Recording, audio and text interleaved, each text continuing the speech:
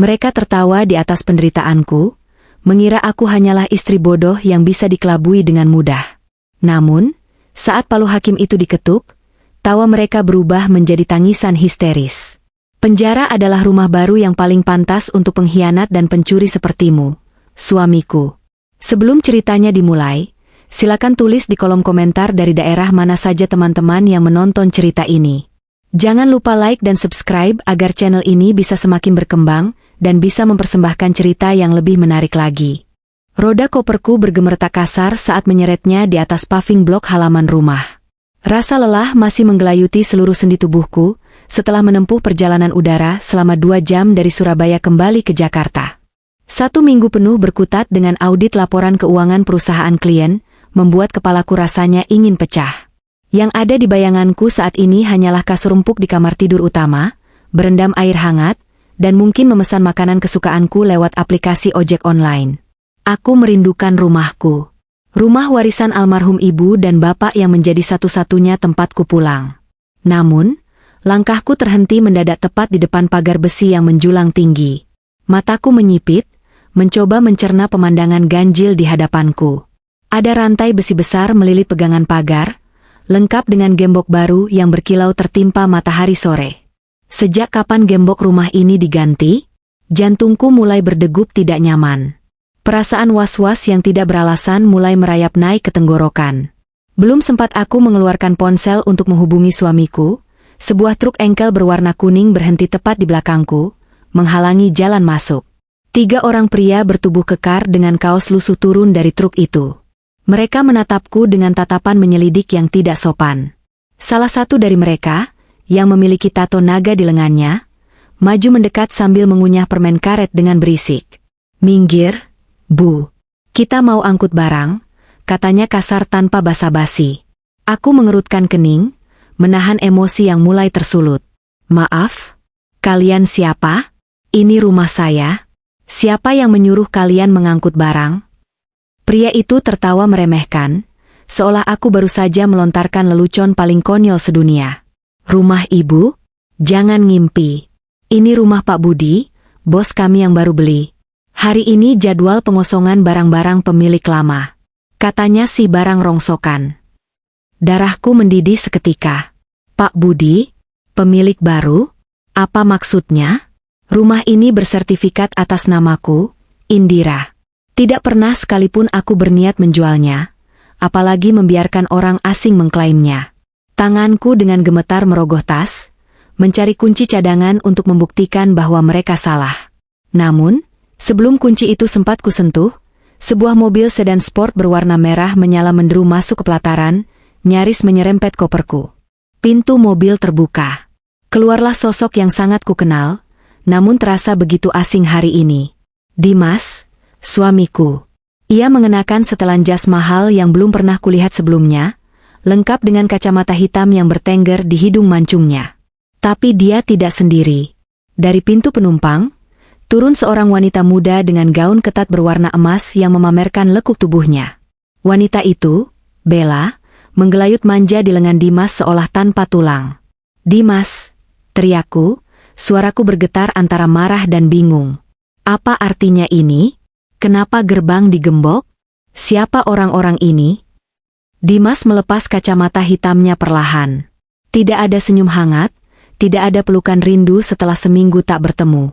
Yang ada hanya tatapan dingin dan senyum miring yang menyebalkan. Ia berjalan mendekatiku, sementara wanita di sebelahnya menatapku dari ujung kaki ke ujung kepala dengan tatapan jijik, seolah aku adalah kotoran yang menempel di sepatunya. "Ah, istriku yang rajin sudah pulang," ujar Dimas dengan nada mengejek. "Kamu ngapain pulang ke sini, Indira? Bukannya sudah kubilang lewat pesan singkat tadi? Rumah ini sudah laku. Bukan rumahmu lagi." Aku ternganga. Napasku tercekat. "Kamu gila? Ini rumahku. Warisan orang tuaku. Sertifikatnya ada di brankas. Bagaimana bisa kamu bilang sudah laku?" Dimas tertawa lepas, sebuah tawa yang terdengar sangat jahat di telingaku. Ia merangkul pinggang Bella semakin erat. "Dunia ini luas, sayang. Ada banyak cara untuk mendapatkan apa yang kita mau kalau kita cerdik. Kamu terlalu sibuk dengan kertas-kertas kerjamu itu sampai lupa kalau suamimu ini butuh modal. Rumah ini sudah terjual sah secara hukum 2 hari yang lalu. Uangnya, tentu saja sudah masuk ke rekeningku. Dan sebagian besar sudah berubah wujud menjadi apartemen mewah di pusat kota untukku dan calon istri baruku. Ia menunjuk wanita di sebelahnya dengan bangga. Bella mengibaskan rambut panjangnya yang dicat pirang, lalu tersenyum penuh kemenangan ke arahku. "Hai, Tante Indira," sapa Bella dengan nada yang dibuat-buat manis namun berbisa. "Maaf ya, Mas Dimas butuh wanita yang bisa mendukung gaya hidupnya, bukan wanita kaku yang cuma tahu kerja seperti Tante. Apartemen baru kami jauh lebih berkelas daripada rumah tua bau apek ini." Rasanya seperti ada petir yang menyambar tepat di ulu hatiku. Kakiku lemas, tapi aku memaksakan diri untuk tetap berdiri tegak. Harga diriku sebagai seorang wanita, seorang istri, dan seorang anak yang menjaga amanah orang tua, sedang diinjak-injak tepat di depan mataku sendiri. Barang-barangku, foto ibu, kursi goyang bapak, buku-buku koleksiku, mulai diangkut kasar oleh para kuli dan dilempar begitu saja ke bak truk terbuka seolah sampah. "Kamu menjual rumahku demi perempuan ini?" tanyaku lirih, menatap mata Dimas tajam. "Bukan cuma menjual rumah." Dimas mendekatkan wajahnya ke wajahku, aroma parfum mahalnya menusuk hidungku, bercampur dengan aroma pengkhianatan yang busuk. "Aku juga sudah mengurus surat cerai. Kamu tanda tangan atau tidak, itu tidak penting lagi. Uangnya sudah di tanganku. Kamu sekarang gelandangan, Indira. Lihat dirimu, kucel, bau matahari, menyedihkan. Bandingkan dengan Bella." Bella terkikik geli. "Sudahlah, Mas. Jangan buang waktu bicara sama dia. Yuk, kita ke apartemen baru. Kasurnya pasti lebih empuk dari yang di sini." Mereka berdua berbalik, hendak masuk kembali ke mobil mewah itu. Meninggalkanku berdiri sendirian di trotoar dengan koper dan hati yang hancur. Namun, di tengah badai emosi yang meluluh lantakkan jiwaku, ada satu hal yang mereka lupakan. Mereka lupa siapa aku sebenarnya. Mereka pikir aku hanyalah istri penurut yang buta hukum. Mereka tidak tahu bahwa aku adalah auditor senior yang biasa membongkar skandal korupsi bernilai triliunan rupiah. Aku tidak menangis. Air mataku rasanya sudah kering, digantikan oleh api dendam yang mulai membara. Aku menatap plat nomor mobil baru itu, B1DZA. Plat nomor cantik yang pasti harganya mahal. Aku juga melihat tas tangan yang dijinjing Bella, sebuah tas branded edisi terbatas yang harganya setara dengan gaji setahun karyawan biasa. "Dimas," panggilku pelan namun tegas, membuat langkah kaki pria itu terhenti sejenak sebelum masuk ke mobil. Ia menoleh, wajahnya tampak bosan. "Apalagi, mau minta uang kerohiman?" Aku tersenyum tipis. Senyum yang sangat dingin. "Nikmati hari ini. Nikmati mobil itu, nikmati apartemen barumu, dan nikmati wanita itu. Karena ini adalah hari terakhir kamu bisa tersenyum lebar. Kamu baru saja menggali kuburanmu sendiri." Dimas hanya mendengus meremehkan, lalu membanting pintu mobil.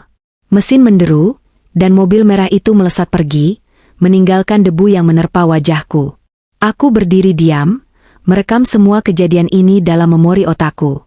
Sakit hati ini bukan untuk diratapi, tapi untuk dijadikan bahan bakar. Mereka mengira aku bodoh dan akan diam saja melihat kelakuan bejatnya. Oh, betapa salahnya mereka.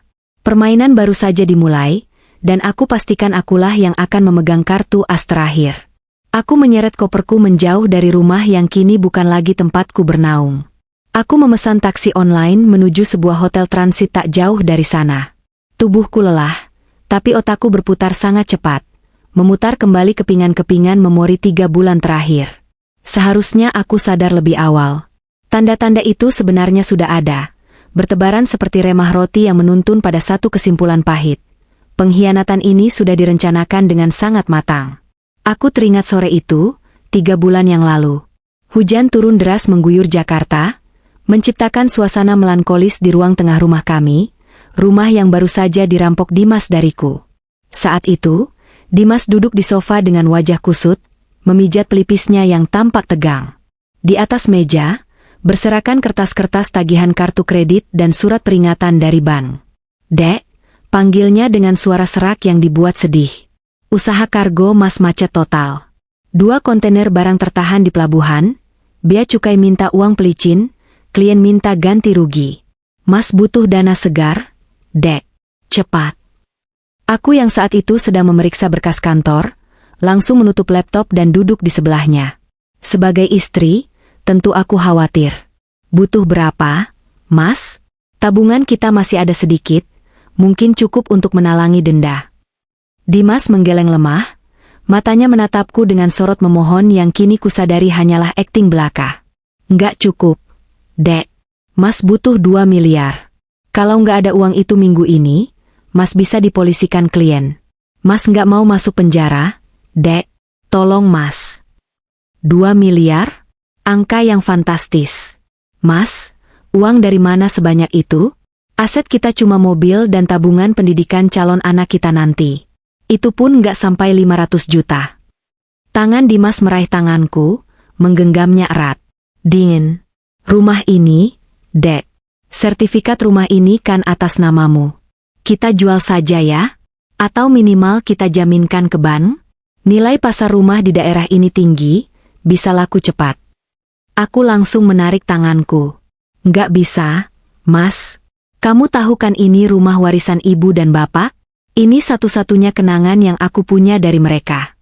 Bapak berpesan sebelum meninggal, rumah ini jangan sampai dijual kecuali keadaan benar-benar darurat antara hidup dan mati. Kita cari jalan lain ya. Aku bisa bantu ajukan pinjaman karyawan di kantorku, bunganya rendah. Wajah Dimas berubah seketika. Kesedihan yang tadi ia tampilkan lenyap, berganti dengan kilatan amarah yang coba ia tahan. Jadi kamu lebih sayang sama rumah tua ini daripada sama suamimu sendiri? Kamu mau lihat suamimu di penjara? Kamu egois, Indira. Selama ini aku kerja keras buat siapa? Buat kita. Giliran aku susah, kamu malah pelit. Bukan begitu, Mas. Aku mencoba menjelaskan, tapi dia sudah berdiri dan membanting tumpukan kertas di meja. Sudahlah. Percuma punya istri pintar dan kaya kalau nggak punya hati. Bentaknya lalu pergi keluar rumah, meninggalkanku menangis sendirian malam itu. Sejak malam itu, sikap Dimas berubah. Ia menjadi dingin, sering pulang larut malam dengan alasan mencari pinjaman ke teman-temannya. Ia mulai sering mengkritik penampilanku. Katanya aku terlalu kucel, kurang berdandan, terlalu sibuk kerja sampai lupa merawat diri. Padahal, aku bekerja keras juga untuk menopang ekonomi rumah tangga kami, karena penghasilan bisnis Dimas tidak pernah menentu. Seringkali, gaji bulananku lah yang membayar listrik, air, dan belanja dapur. Kecurigaanku semakin menebal sebulan kemudian. Suatu malam, Dimas pulang dengan aroma parfum wanita yang sangat menyengat, aroma vanila bercampur bunga melati yang manis dan memuakan. Bukan aroma parfumku yang beraroma citrus segar. Mas habis dari mana? Kok wangi banget? Tanyaku saat ia melepas kemejanya. Dimas tampak gugup sejenak, tapi dengan cepat ia menutupi kegugupannya dengan nada tinggi. Habis meeting, sama investor lah. Kebetulan investornya perempuan, sosialita. Wajar kalau wangi parfumnya nempel pas salaman atau duduk sebelahan. Kamu jangan mulai curigaan deh, bikin pusing aja. Udah capek kerja, sampai rumah dicurigai. Lagi-lagi aku diam, mencoba menelan rasa curiga demi keharmonisan rumah tangga. Aku adalah tipe wanita yang menghindari konflik jika tidak ada bukti nyata. Aku mencintainya, atau setidaknya, aku mencintai gambaran dirinya yang dulu, pria sederhana yang melamarku dengan janji manis untuk saling menjaga. Puncaknya adalah seminggu yang lalu. Tiba-tiba Dimas menjadi sangat manis. Ia membuatkanku sarapan, memijat kakiku sepulang kerja, dan bersikap seolah tidak pernah ada masalah di antara kami. Sayang, ucapnya lembut saat kami sarapan. Mas dengar kamu ada tugas audit keluar kota ya minggu depan. Aku mengangguk sambil mengunyah roti bakar. Iya, ke Surabaya. Klien besar, butuh waktu seminggu di sana. Kenapa, Mas? Mata Dimas berbinar aneh. Nggak apa-apa. Kamu fokus kerja aja ya. Biar urusan rumah Mas yang pegang. Kebetulan Mas juga mau ada proyek di luar kota beberapa hari, jadi Sari mending kita liburkan saja seminggu biar dia bisa pulang kampung. Kasihan kan dia jarang ketemu anaknya. Bodohnya aku, Saat itu aku merasa tersentuh dengan perhatiannya pada asisten rumah tangga kami. Aku setuju saja meliburkan Baysari. Padahal, itu adalah langkah awal Dimas untuk menyingkirkan saksi mata dari rumah. Dengan Baysari pergi dan aku di Surabaya, rumah itu kosong. Kosong dan siap untuk dijarah. Sekarang, duduk di tepi tempat tidur hotel yang dingin, semua teka-teki itu terjawab. Kemarahannya soal rumah warisan bukan karena dia butuh modal usaha, tapi karena dia ingin membiayai gaya hidup gila wanitanya. Kebangkrutannya mungkin palsu, atau mungkin nyata tapi disebabkan oleh kegemarannya menghamburkan uang untuk Bella. Dan, investor sosialita, itu pastilah Bella, si wanita benalu yang tadi kulihat. Yang masih menjadi misteri adalah, bagaimana dia bisa menjual rumah itu? Sertifikat asli ada di brankas di dalam lemari kamarku, dan kuncinya selalu kubawa. Kalaupun dia membobol brankas dan mengambil sertifikat itu, proses jual beli di notaris membutuhkan kehadiran pemilik sah, yaitu aku, beserta KTP asli dan tanda tangan basah di hadapan pejabat pembuat akta tanah. Aku tidak pernah merasa menandatangani apapun. Aku tidak pernah hadir di hadapan notaris manapun. Aku menyalakan ponselku yang sedari tadi kumatikan, karena tidak ingin diganggu siapapun. Puluhan notifikasi pesan masuk dari teman-teman dan grup kantor, tapi aku mengabaikannya. Aku langsung membuka aplikasi mobile banking. Jariku gemetar saat mengetik kode akses. Login berhasil. Mataku terbelalak melihat saldo di rekening bersamaku dan Dimas. Kosong. 0 rupiah. Padahal terakhir kali aku cek, masih ada sekitar 50 juta di sana untuk dana darurat. Aku beralih mengecek mutasi rekening. Ada penarikan tunai besar-besaran dan transfer ke rekening atas nama Dimas Prakoso, rekening pribadinya yang dia bilang sudah lama tidak aktif. Kurang ajar, desisiku. Tapi bukan itu yang paling mengejutkan. Di saku samping tasku, aku menemukan sebuah flash disk kecil berwarna hitam. Ini adalah flash disk milik Dimas yang tertinggal di mobilku sehari sebelum aku berangkat ke Surabaya. Saat itu dia panik mencarinya, tapi aku lupa memberitahunya kalau benda itu ada padaku. Aku belum sempat membukanya karena sibuk. Dengan tangan gemetar, aku menyalakan laptop kerjaku dan menancapkan flash disk itu. Folder demi folder kubuka. Awalnya hanya berisi data film dan musik. Namun, naluri auditorku menyuruhku untuk memeriksa hidden folder. Dan benar saja, ada satu folder tersembunyi dengan nama Project B. Aku mengkliknya. Jantungku serasa berhenti berdetak. Di sana, terpampang scan KTP atas namaku, tapi fotonya bukan fotoku. Itu foto wanita lain yang sekilas mirip denganku, dengan tatanan rambut dan kacamata yang sama persis dengan gayaku. Lalu ada scan buku nikah palsu. Dan yang paling membuatku mual, ada draft percakapan WhatsApp yang di-screenshot, berisi rencana Dimas menyewa seorang wanita bayaran untuk menyamar menjadi Indira saat penandatanganan akta jual beli di hadapan notaris. Jadi begitu caramu main, Mas? Gumamku, air mata kemarahan menetes di pipi. Kamu memalsukan identitasku. Kamu menyewa orang untuk jadi aku. Rupanya, kejahatan ini jauh lebih terstruktur daripada sekadar suami selingkuh yang menjual aset. Ini adalah sindikat. Ini adalah pemalsuan dokumen negara, penipuan, dan penggelapan tingkat tinggi. Dimas bukan hanya jahat, dia kriminal. Dan dia sangat bodoh karena meninggalkan jejak digital sejelas ini di flash disk yang dia kira hilang. Aku menutup laptop dengan kasar. Malam ini, aku tidak akan tidur. Aku akan menyusun rencana. Jika Dimas bermain dengan hukum rimba, maka aku akan bermain dengan hukum pidana. Aku akan pastikan dia dan gundik barunya itu membusuk di sel tahanan sampai mereka lupa bagaimana rasanya tidur di kasur empuk. Ketuk pintu kamarku terdengar. Itu pasti layanan kamar yang mengantar kopi hitam pekat pesananku. Aku butuh kafein. Perang baru saja dimulai, dan jenderal perang tidak boleh tidur. Cahaya layar laptop menjadi satu-satunya penerangan di kamar hotel yang dingin dan sepi ini. Jam digital di nakas menunjukkan pukul 2 dini hari. Namun mataku masih nyalang, tak ada sedikit pun rasa kantuk yang datang.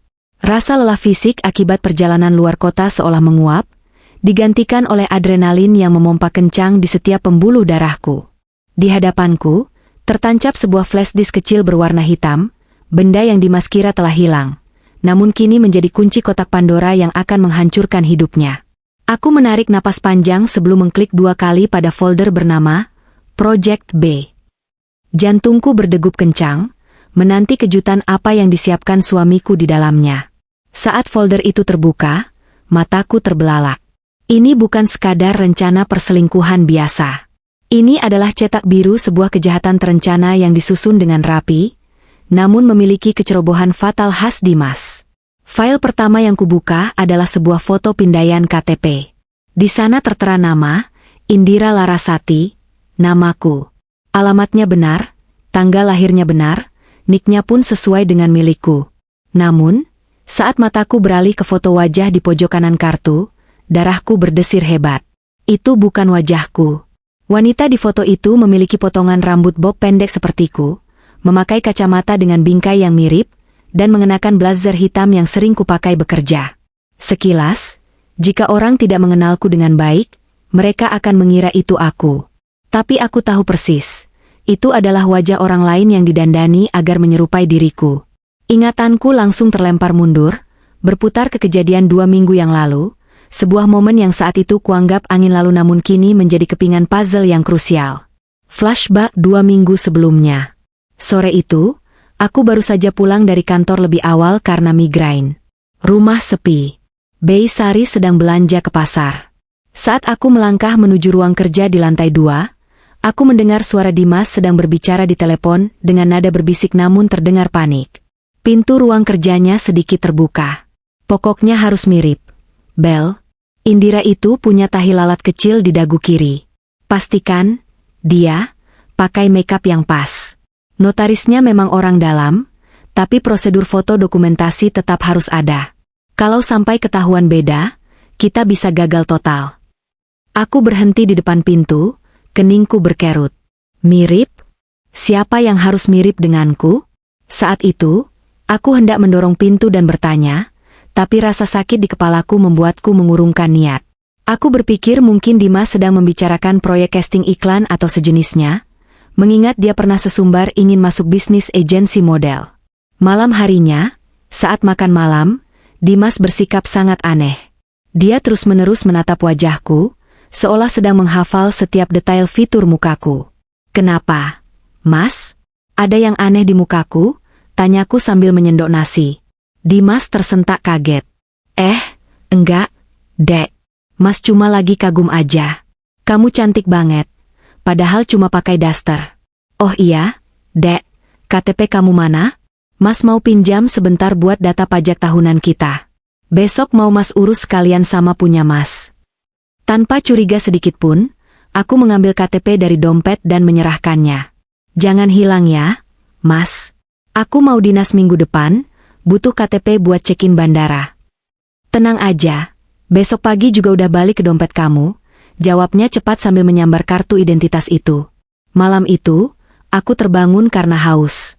Saat melewati ruang tengah, aku melihat Dimas sedang memotret KTP-ku di bawah lampu belajar dengan pencahayaan yang diatur sedemikian rupa, lalu dia tampak mengetik sesuatu di laptop dengan serius. Saat aku tegur, dia beralasan sedang scan dokumen untuk dikirim ke konsultan pajak. Aku yang masih mengantuk hanya mengangguk dan kembali tidur. Betapa bodohnya aku saat itu. Ternyata, dia sedang menduplikasi data pribadiku untuk membuat KTP palsu bagi wanita bayaran itu. Kembali ke masa kini. Aku kembali menatap layar laptop. Tanganku mengepal erat hingga kuku-kukuku memutih. Jadi, wanita di foto KTP palsu inilah yang datang ke notaris. Dia yang menyamar menjadi Indira dan menandatangani akta jual beli rumah warisan orang tuaku. Ini adalah tindak pidana pemalsuan dokumen otentik. Pasal 263 KUHP. Ancaman hukumannya 6 tahun penjara. Aku melanjutkan menelusuri isi folder tersebut. Ada sebuah subfolder bernama Chatlog Bella. Rupanya, Dimas membackup percakapan WhatsApp-nya dengan Bella ke dalam flash disk ini.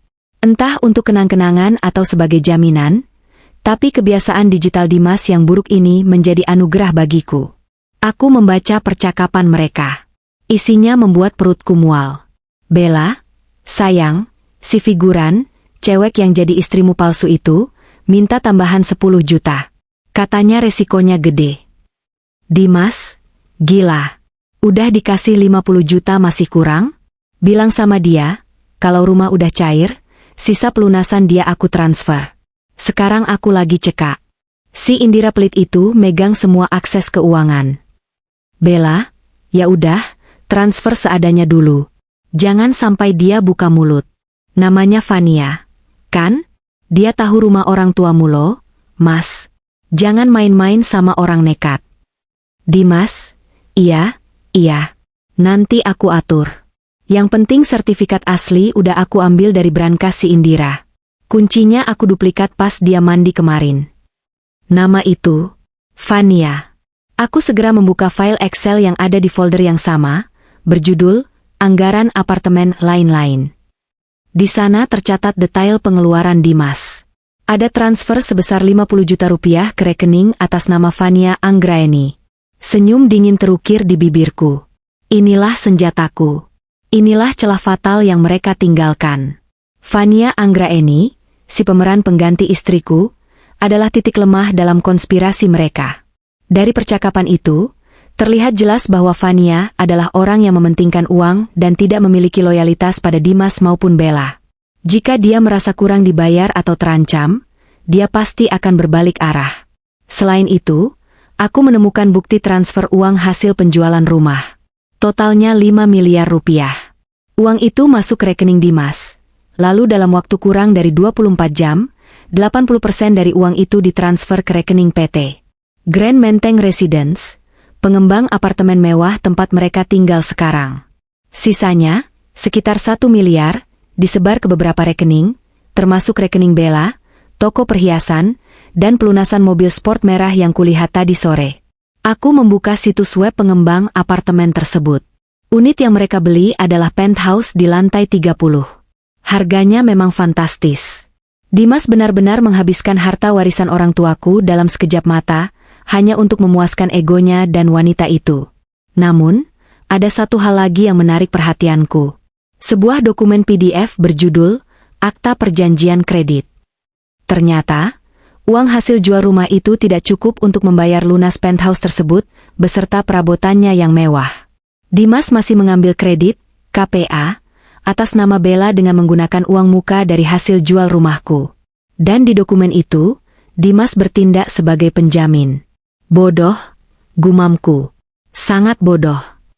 Dimas menjaminkan dirinya dengan aset yang sudah tidak dia miliki. Jika aku berhasil membuktikan bahwa uang muka itu berasal dari tindak kejahatan, penjualan rumah ilegal, maka aset apartemen itu akan menjadi sengketa. Pihak bank dan developer akan menarik kembali unit tersebut, dan uang yang sudah masuk akan hangus atau dibekukan sebagai barang bukti. Mereka akan kehilangan segalanya. Rumah, apartemen, mobil, dan kebebasan. Aku menyalin semua data di flash disk itu ke dalam cloud storage pribadiku yang terenkripsi, lalu mengirimkan salinannya ke email kantorku. Aku tidak boleh hanya mengandalkan benda fisik ini. Bukti ini terlalu berharga. Malam semakin larut, tapi pikiranku semakin terang.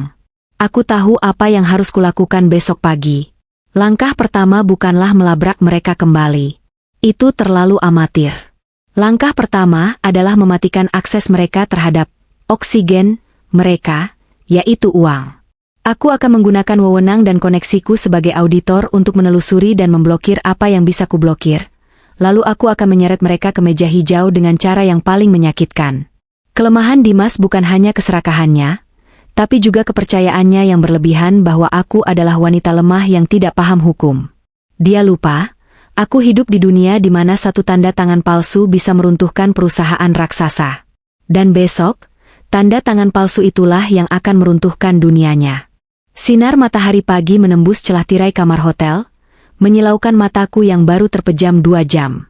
Aku bangun dengan kepala yang terasa berat, namun hatiku jauh lebih ringan dari kemarin. Tidak ada air mata pagi ini, yang ada hanya fokus yang tajam setajam silet. Aku mandi air dingin untuk menyadarkan seluruh sarafku, lalu mengenakan pakaian terbaik yang kubawa di dalam koper. Sebuah setelan blazer berwarna navy yang biasa kupakai saat memimpin rapat audit. Aku mematut diri di depan cermin. Wajah di pantulan itu tampak sedikit pucat, lingkaran hitam menggantung di bawah mata. Aku memoleskan concealer dan lipstik berwarna merah marun. Aku tidak boleh terlihat seperti korban. Aku harus terlihat seperti eksekutor. Indira, hari ini kamu bukan istri yang terbuang. Hari ini kamu adalah bencana bagi mereka, bisikku pada diri sendiri. Langkah pertamaku adalah menghubungi Rangga. Dia bukan sekadar pengacara biasa. Rangga adalah teman kuliahku dulu, sahabat yang pernah menaruh hati padaku sebelum aku memilih Dimas. Sekarang, dia adalah salah satu pengacara pidana terbaik di Jakarta yang ditakuti karena ketegasannya. Halo, Rangga, sapaku saat telepon tersambung. Suaraku datar, tanpa basa-basi. Indira, tumben telepon pagi-pagi. Ada apa? Suaramu terdengar serius, jawab Rangga di ujung sana. Instingnya masih tajam seperti dulu. Aku butuh bantuanmu. Profesional. Ini soal pidana berat. Penggelapan aset, pemalsuan dokumen, dan penipuan. Korbannya aku. Pelakunya Dimas. Hening sejenak di ujung telepon. Aku bisa mendengar Rangga menghela napas panjang, seolah menahan amarah. Di mana kamu sekarang? Aku ke sana. Jangan. Kita ketemu di kafe dekat kantor Polres Jakarta Selatan 1 jam lagi. Aku bawa semua buktinya. 1 jam kemudian, aku duduk berhadapan dengan Rangga di sudut kafe yang sepi. Rangga menatap layar laptopku dengan wajah mengeras.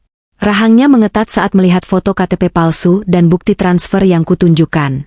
Dia membaca kronologi yang sudah kususun rapi semalam dalam format laporan audit. Gila, desis Rangga sambil menggelengkan kepala. Dimas benar-benar nekat. Dia menjual rumah atas namamu dengan memalsukan istrimu di depan notaris?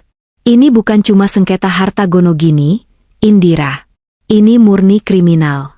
Pasal 263 tentang pemalsuan surat, Pasal 266 menyuruh menempatkan keterangan palsu ke dalam akta otentik, dan Pasal 372 penggelapan. Kalau kita tarik bela sebagai penadah atau turut serta, dia kena pasal 55 dan 480 KUHP. Aku mau mereka dipenjara, Rangga. Dua-duanya. Dan aku mau asetku kembali, kataku tegas. Rangga menatapku lekat. Ada sorot simpati di matanya, tapi dia segera mengubahnya menjadi tatapan profesional saat melihat keteguhan di mataku. Bisa. Bukti digital ini kuat, tapi kita butuh validasi fisik. Pertama, kita harus blokir sertifikat tanah itu di BPN, Badan Pertanahan Nasional, dengan alasan sengketa dan dugaan pemalsuan, supaya pembeli rumah itu tidak bisa balik nama dulu. Kedua, kita butuh saksi. Saksi? Iya. Saksi yang melihat bahwa kamu tidak ada di Jakarta saat tanggal penandatanganan akta jual beli itu. Tiket pesawat dan surat tugas kantor sudah cukup kuat, tapi saksi mata yang tahu kondisi rumah akan lebih memberatkan. Siapa orang terakhir yang ada di rumah sebelum kamu pergi? Baysari, jawabku cepat. Asisten rumah tanggaku. Tapi Dimas bilang dia sudah dipulangkan ke kampung. Aku nggak tahu dia di mana sekarang. Rangga mengetuk-ngetuk meja. Cari dia. Kesaksian asisten rumah tangga sangat krusial untuk membuktikan bahwa Dimas merencanakan pengosongan rumah secara sepihak. Dan satu lagi, kita perlu cari notarisnya. Kalau notarisnya terlibat atau lalai, izinnya bisa dicabut. Itu kartu as kita untuk menekan pihak pembeli agar membatalkan transaksi. Oke. Aku akan cari Baysari. Setelah menyusun strategi hukum dan menandatangani surat kuasa, aku berpisah dengan Rangga. Tugas pertamaku adalah menemukan Baysari. Wanita parubaya itu sudah bekerja denganku selama 5 tahun sejak ibu meninggal. Dia bukan sekadar pembantu, dia sudah seperti keluarga. Aku mencoba menelepon nomor ponsel Baysari, tapi tidak aktif. Hatiku mencelos. Jangan-jangan Dimas menyita ponselnya. Aku teringat Baysari punya anak perempuan yang kuliah di sebuah universitas swasta di Jakarta Timur. Namanya Rina. Dulu aku pernah membantu membayar uang semesternya. Aku segera mencari kontak Rina di ponselku dan menghubunginya. Halo, Bu Indira? Suara Rina terdengar kaget. Rina, maaf ganggu. Ibu mau tanya, Baysari ada di mana ya? Ponselnya nggak aktif. Ibu cari di rumah nggak ada. Hening sejenak, lalu terdengar isak tangis tertahan. Bu, ibu nggak tahu? Emak diusir Pak Dimas 3 hari yang lalu. Emak sekarang ada di kosan saya, Bu. Emak sakit, demam tinggi karena kehujanan pas diusir. Darahku mendidih mendengar itu. Dimas benar-benar iblis. Dia mengusir wanita tua di tengah hujan? Share lokasi kosan kamu sekarang, Rina. Ibu ke sana. 1 jam menembus kemacetan Jakarta, aku tiba di sebuah gang sempit di daerah Rawamangun. Di sebuah kamar kos petak yang pengap, aku melihat Bei Sari terbaring di atas kasur tipis. Wajahnya pucat pasi, matanya bengkak. Saat melihatku masuk, dia memaksakan diri untuk bangun, air mata langsung tumpah membasahi pipinya yang keriput. Bu Indira? Ratapnya, suaranya serak menyayat hati. Maafin emak, Bu. Emak nggak bisa jagain rumah ibu. Aku segera memeluk tubuh ringkih itu. Rasanya hangat, namun rapuh. Kemarahanku pada Dimas semakin memuncak, berubah menjadi tekad baja yang tak tergoyahkan. SSTT, nggak apa-apa, Bei. Bukan salah bibi, bisikku menenangkan. Cerita sama saya, apa yang terjadi? Setelah sedikit tenang dan meminum obat yang kubelikan di jalan, Bei Sari mulai bercerita. Waktu ibu berangkat ke Surabaya, besoknya Pak Dimas bawa perempuan itu ke rumah. Emak dilarang keluar kamar, Bu. Terus, ada orang-orang datang ukur-ukur tanah. Pas emak tanya, Pak Dimas malah marah. Dia bilang rumah ini mau dijual buat modal nikah sama perempuan itu. Emak ngamuk, emak bilang ini rumah peninggalan orang tua ibu, gak boleh dijual sembarangan. Bei Sari terbatuk pelan, lalu melanjutkan dengan suara bergetar. Terus Pak Dimas nyeret emak keluar. Bu, baju-baju emak dilempar ke jalan. Hujan deras banget waktu itu. Dia bilang sama majikanmu yang sok pintar itu, dia udah kalah. Ponsel emak dibanting sampai rusak biar nggak bisa lapor ibu. Tanganku mengepal di sisi tubuh. Cukup. Sudah cukup bukti kekejaman ini. Dimas bukan hanya mencuri hartaku, dia juga menyakiti orang-orang yang kusayangi. Bei, kataku sambil menatap mata Bei Sari lekat-lekat. Bibi mau bantu saya balas dendam?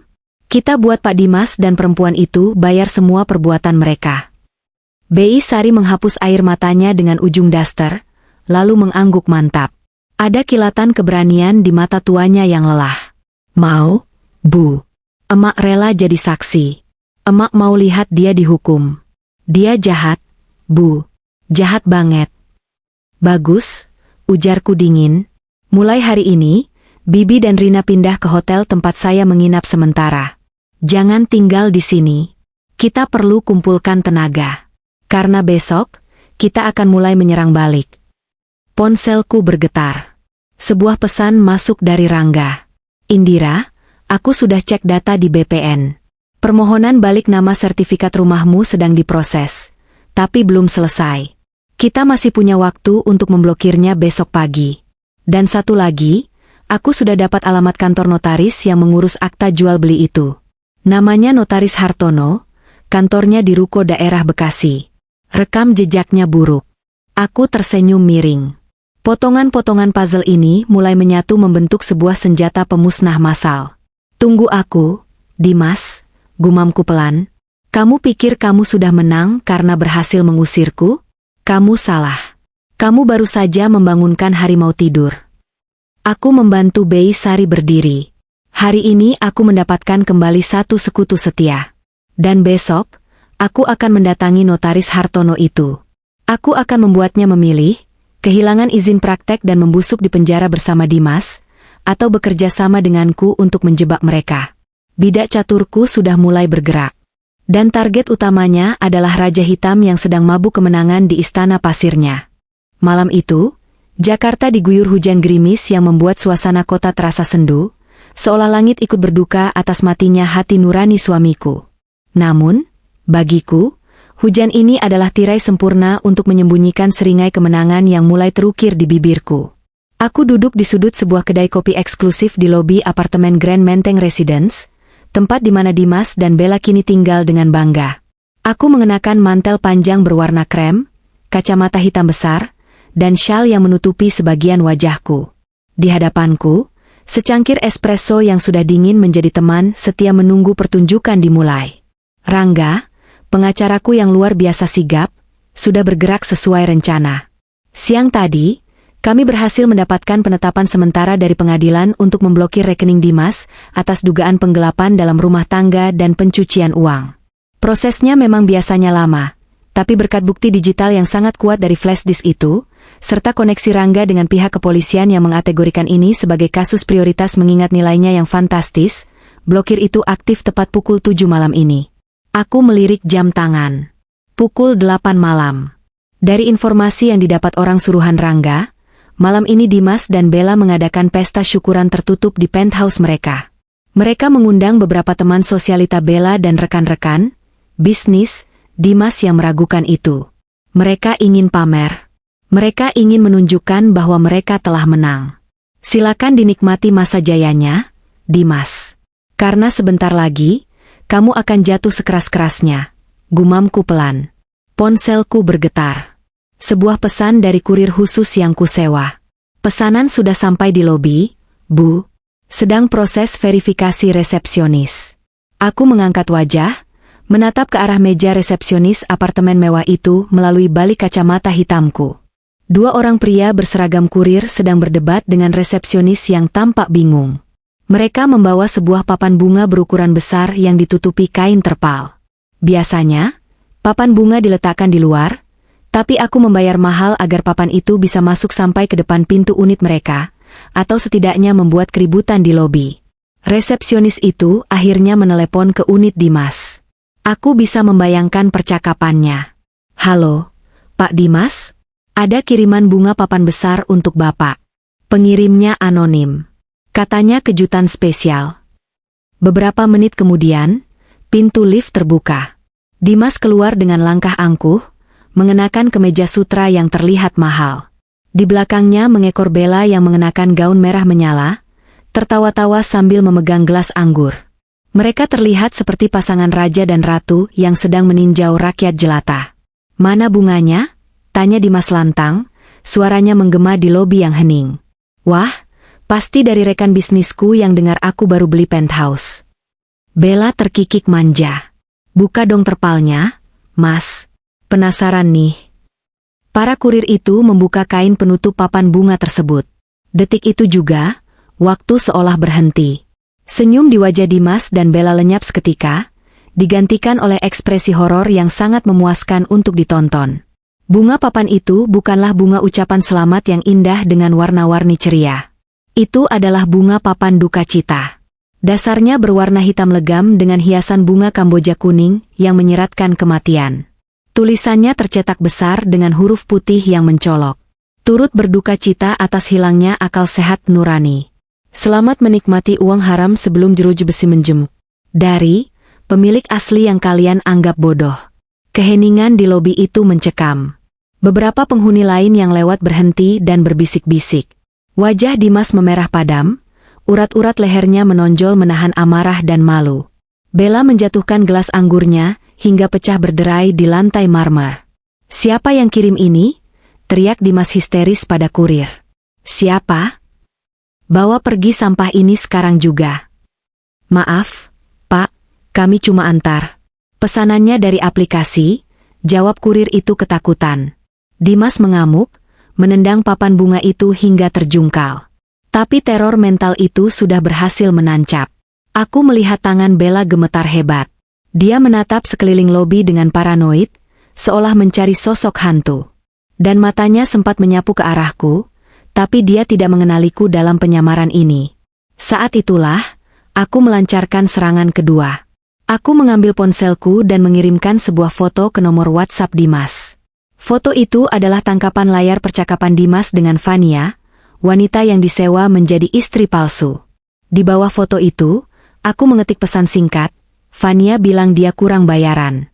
Apa perlu aku yang melunasinya dengan membawanya ke kantor polisi sebagai saksi mahkota?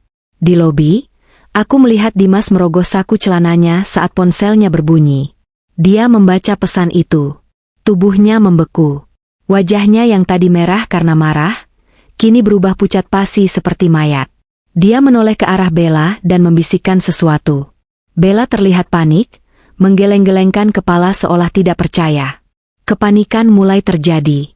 Dimas segera mengeluarkan dompetnya, Mungkin berniat memberi uang tutup mulut pada resepsionis atau petugas keamanan agar tidak membocorkan kejadian papan bunga ini ke manajemen gedung.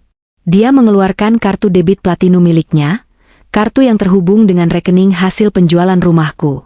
Dia menyerahkan kartu itu ke resepsionis untuk membayar biaya kebersihan akibat pecahan gelas Bella. Resepsionis menggeseknya. Mesin EDC berbunyi, "Decline." Dimas mengerutkan kening. Dia mencoba kartu lain. Kartu kredit Black Card yang baru dia pamerkan di media sosial kemarin. Gesek lagi. "Decline. Ini mesin kalian yang rusak ya?" bentak Dimas. Suaranya mulai terdengar putus asa. "Maaf, Pak. Keterangannya card blocked by issuer.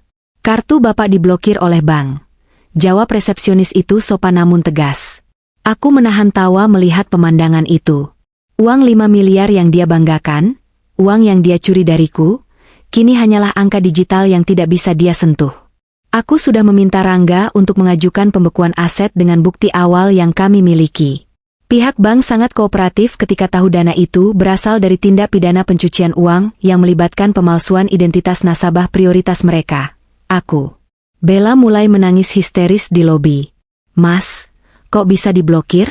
Terus catering di atas gimana? Orang salon belum dibayar. Teman-temanku masih di atas. Mas, jangan bikin malu." "Diam kamu," bentak Dimas kasar pada wanita yang kemarin dipujanya. "Aku juga nggak tahu kenapa. Pasti ada kesalahan sistem." Dimas mencoba menelepon call center bank dengan tangan gemetar. Tapi aku tahu percuma. Akunnya sudah ditandai sebagai high risk fraud. Tidak akan ada operator yang bisa membukanya malam ini. Inilah serangan psikologis yang kurencanakan. Aku tidak langsung menangkapnya. Aku membiarkan dia merasakan ketakutan perlahan-lahan. Rasa takut kehilangan muka, rasa takut miskin kembali, dan rasa takut akan rahasia busuknya yang mulai terkuak. Malam ini, pesta mereka hancur berantakan. Teman-teman sosialita Bella pasti akan pulang dengan membawa gosip panas tentang kartu kredit yang ditolak dan bunga papan duka cita misterius. Reputasi mereka hancur sebelum hukum menyentuh mereka. Aku menyeruput sisa kopi dinginku, lalu berdiri. Cukup untuk malam ini. Dimas dan Bella akan menghabiskan malam ini dengan saling menyalahkan, dihantui rasa takut, dan tidak bisa tidur memikirkan siapa yang mengirim pesan itu. Mereka akan menebak-nebak. Apakah aku tahu? Atau Fania yang memeras mereka? Ketidakpastian itu adalah siksaan yang lebih kejam daripada penjara fisik. Saat aku melangkah keluar dari lobi apartemen menuju mobil Rangga yang sudah menunggu di luar, aku mengirimkan satu pesan terakhir. Kali ini ke nomor Bella. "Nikmati malam terakhir kalian di kasur empuk itu. Karena besok, kalian akan tidur beralaskan lantai dingin." Aku bisa membayangkan jeritan Bella saat membaca pesan itu. Perang saraf sudah kumunculkan, dan mental mereka sudah retak. Besok pagi, saat matahari terbit, aku akan datang bukan sebagai hantu pengirim pesan, tapi sebagai malaikat pencabut nyawa bagi kebebasan mereka. Aku akan menghantamkan palu kebenaran tepat di wajah mereka, sampai tidak ada lagi tempat untuk bersembunyi. "Jalan, Pak," kataku pada sopir taksi. "Ke Polres Jakarta Selatan. Malam ini aku belum selesai. Aku harus memastikan sel tahanan mereka sudah siap." Pagi itu, sinar matahari terasa sangat cerah. Kontras dengan suasana hatiku yang dingin dan penuh perhitungan. Jam menunjukkan pukul 9 pagi. Aku berdiri tegak di depan pintu kaca lobi apartemen Grand Menteng Residence. Kali ini, aku tidak sendiri dan tidak lagi bersembunyi di balik penyamaran. Aku mengenakan setelan kerja terbaikku, blazer hitam dengan potongan tajam yang menyeratkan otoritas, dipadukan dengan sepatu hak tinggi yang bunyinya akan menjadi mimpi buruk bagi suamiku. Di sebelah kananku berdiri Rangga, memegang tas kerja berisi tumpukan dokumen yang siap melumat habis argumen pembelaan apapun. Di belakang kami, 3 orang petugas kepolisian dari unit Jatanras, Kejahatan dan Kekerasan, berdiri sigap dengan seragam sipil namun membawa aura intimidasi yang kuat. Salah satunya membawa surat perintah penangkapan. "Siap, Indira?" tanya Rangga pelan. "Lebih dari siap," jawabku mantap. "Ayo kita akhiri drama murahan ini." Kami melangkah masuk. Resepsionis yang kemarin malam melihat kejadian bunga papan itu langsung mengenali wajahku. Karena wajahku mirip dengan foto di KTP, istri, yang mungkin pernah ditunjukkan Dimas, tapi dengan aura yang jauh lebih berkelas. Dia tampak gugup. "Selamat pagi, saya Indira Larasati. Pemilik sah dari dana yang dipakai untuk membeli unit penthouse B30, kataku dengan suara tenang namun menekan. Tolong panggilkan Dimas Prakoso dan Bella. Bilang ada urusan administrasi penting dari bank." Resepsionis itu ragu sejenak, tapi melihat polisi di belakangku, dia segera mengangguk dan menelepon ke unit. Tidak lama kemudian, lift terbuka. Dimas keluar dengan wajah kusut. Matanya merah, jelas dia tidak tidur semalaman. Kemejanya berantakan. Bella mengekor di belakangnya dengan wajah bengkak bekas menangis, tanpa make-up, terlihat jauh dari kesan glamor yang dia tampilkan kemarin. Mereka berdua terkejut bukan main saat melihatku berdiri di sana, diapit oleh pengacara dan polisi. "Indira," suara Dimas tercekat. Dia mundur selangkah, seolah melihat hantu. "Kamu, ngapain kamu di sini?" "Mengambil apa yang jadi hakku, Dimas," jawabku dingin. "Dan mengantarmu ke tempat yang seharusnya." "Jangan macam-macam ya." Bella tiba-tiba maju, mencoba terlihat berani meski suaranya bergetar. "Ini apartemen kami. Security. Usir perempuan gila ini." Aku tertawa kecil. Tawa yang kering dan tajam. "Apartemen kalian? Yakin? Coba tanya suamiku tersayang ini, uang siapa yang dipakai untuk bayar DP dan cicilan pertamanya?" Aku memberi isyarat pada Rangga. Dengan tenang, Rangga mengeluarkan sebuah tablet dan memutar sebuah video dengan volume maksimal. Suara di video itu menggema di lobi apartemen yang mulai ramai oleh penghuni lain yang penasaran. Itu adalah video pengakuan Vania. Ya, semalam, tim Rangga berhasil melacak keberadaan Vania. Ternyata wanita bayaran itu sedang ketakutan karena merasa Dimas akan membuangnya setelah tugas selesai. Dengan sedikit tekanan hukum bahwa dia akan dijadikan tersangka utama jika tidak kooperatif, Vania akhirnya menyerah dan merekam pengakuan penuh. Di layar tablet, wajah Vania terlihat jelas. "Saya disuruh Pak Dimas menyamar jadi Bu Indira. Saya didandani mirip beliau, pakai wig, pakai kacamata. Saya disuruh tanda tangan di depan notaris Hartono. Pak Dimas bilang itu cuma formalitas karena istrinya lagi sakit. Saya dibayar 50 juta. Saya minta maaf, Bu Indira." Wajah Dimas berubah menjadi seputih kertas. Kakinya goyah, dia harus berpegangan pada pilar lobi agar tidak ambruk. Bella menutup mulutnya dengan tangan, matanya terbelalak ngeri. Itu bohong," teriak Dimas panik, keringat dingin mengucur deras di pelipisnya. "Video rekayasa. Kamu bayar orang itu buat fitnah aku, kan?" "Rekayasa?" potongku cepat. Aku melangkah maju, memperpendek jarak di antara kami. Tatapanku menusuk langsung ke manik matanya yang penuh ketakutan. "Kalau begitu, jelaskan ini." Aku melempar tumpukan foto ke lantai, tepat di kaki mereka. Foto-foto chat WhatsApp mereka yang menjijikan, foto KTP palsu yang ada di flash disk Dimas, dan bukti transfer ke rekening Vania. "Kamu pikir kamu pintar, Dimas? Kamu meninggalkan jejak digital di mana-mana. Kamu memalsukan tanda tanganku. Kamu mencuri sertifikat rumah warisan orang tuaku. Kamu menjualnya, lalu mentransfer uangnya untuk foya-foya dengan pelakor ini." Tunjukku tepat ke wajah Bella. "Saya nggak tahu apa-apa," jerit Bella tiba-tiba, berusaha menyelamatkan diri. Dia menjauh dari Dimas.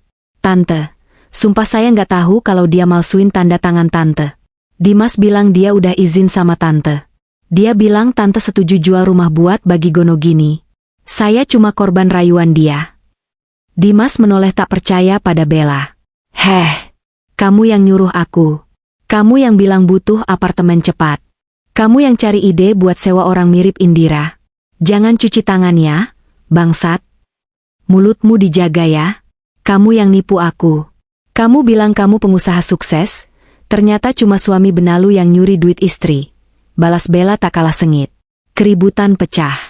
Pasangan yang kemarin terlihat mesra dan saling memuja, kini saling mencabik seperti anjing liar yang berebut tulang. Tontonan yang sangat menyedihkan sekaligus memuaskan. Para penghuni apartemen lain mulai merekam kejadian itu dengan ponsel mereka. Bisik-bisik, penipu, dan pelakor mulai terdengar riuh.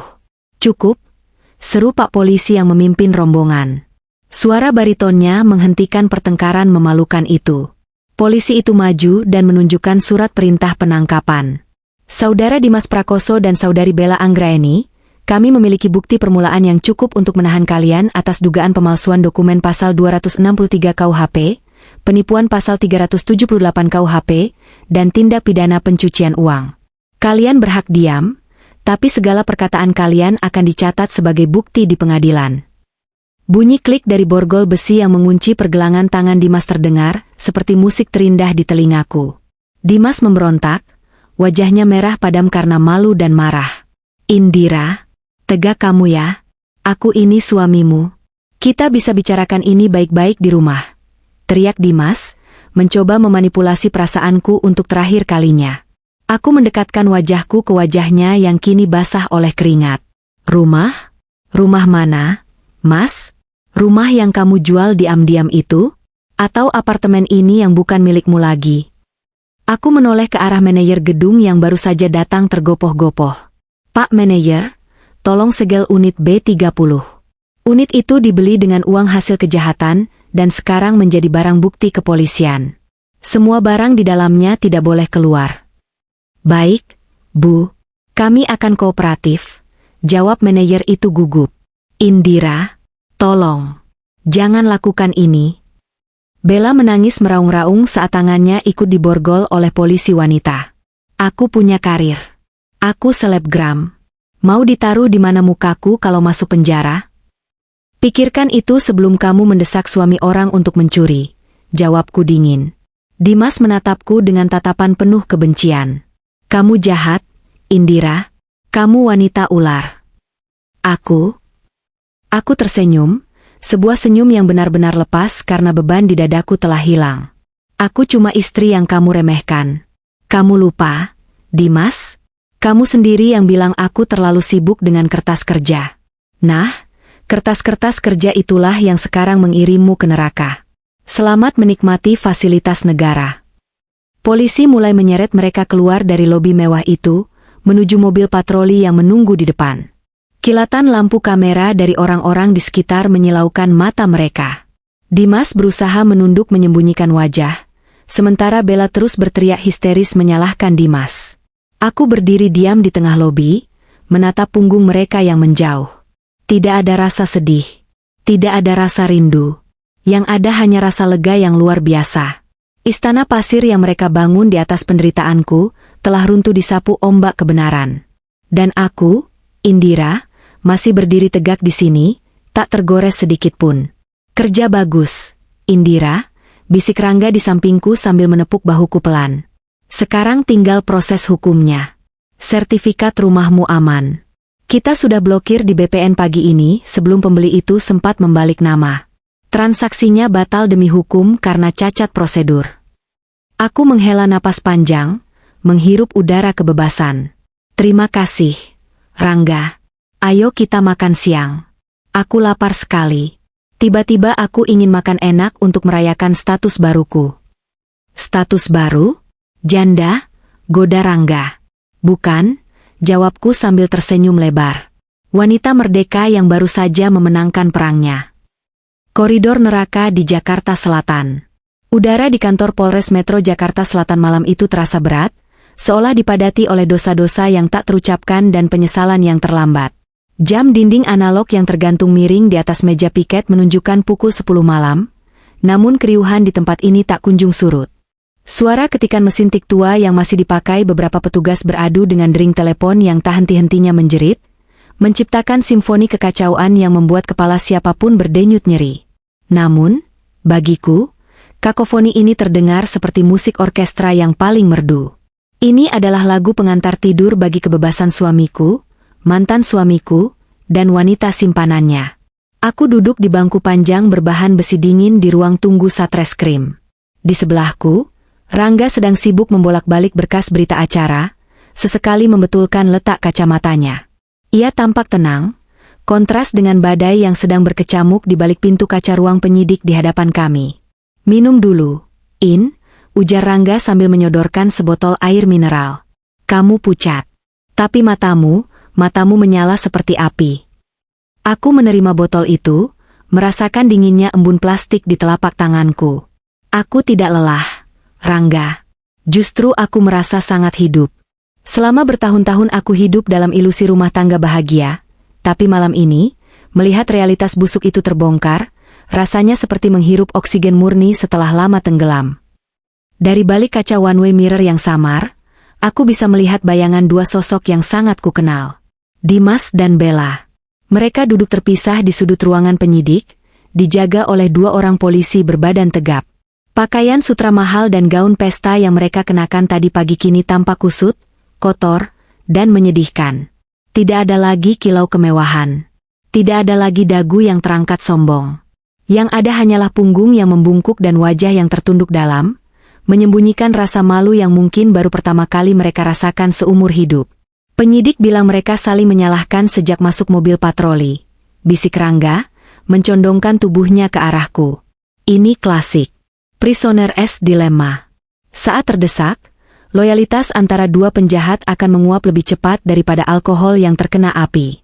Dimas menuduh Bella sebagai otak yang mendesaknya mencari uang cepat, sementara Bella bersikeras dia hanya korban janji manis Dimas yang mengaku pengusaha sukses. Aku tersenyum tipis. Biarkan mereka saling memakan. Itu bagian dari hukumannya. Tiba-tiba, pintu utama ruang tunggu terbuka dengan kasar, membentur tembok hingga menimbulkan bunyi bam yang keras. Semua mata tertuju ke sana. Seorang wanita paruh baya dengan dandanan yang berantakan masuk dengan napas terengah-engah.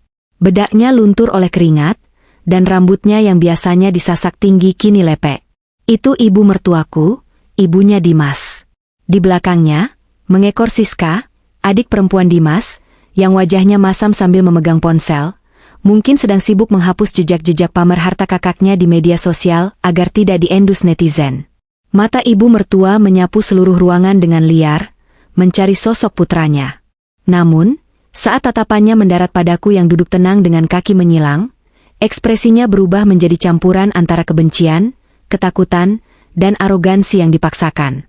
Tanpa mempedulikan tatapan polisi, ia merangsek maju ke arahku. Langkah kakinya menghentak lantai ubin dengan keras. "Indira," teriaknya melengking. Suaranya memecah konsentrasi semua orang di ruangan itu.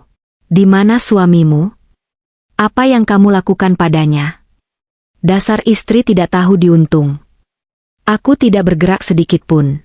Aku tetap duduk, menatapnya dengan ketenangan seorang ratu yang melihat rakyat jelata mengamuk. Rangga hendak berdiri untuk menghalanginya, tapi aku menahan lengan Rangga. "Biar aku yang hadapi. Ini panggungku." Ibu mertua berhenti tepat di depan hidungku, telunjuknya yang berhias cincin emas imitasi teracung ke wajahku. Napasnya bau rokok mentol.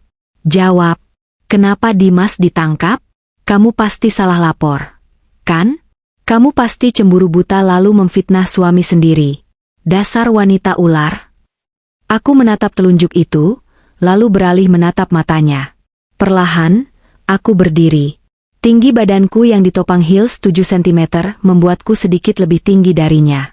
Aku menatapnya turun naik, sebuah gestur merendahkan yang sering ia lakukan padaku dulu.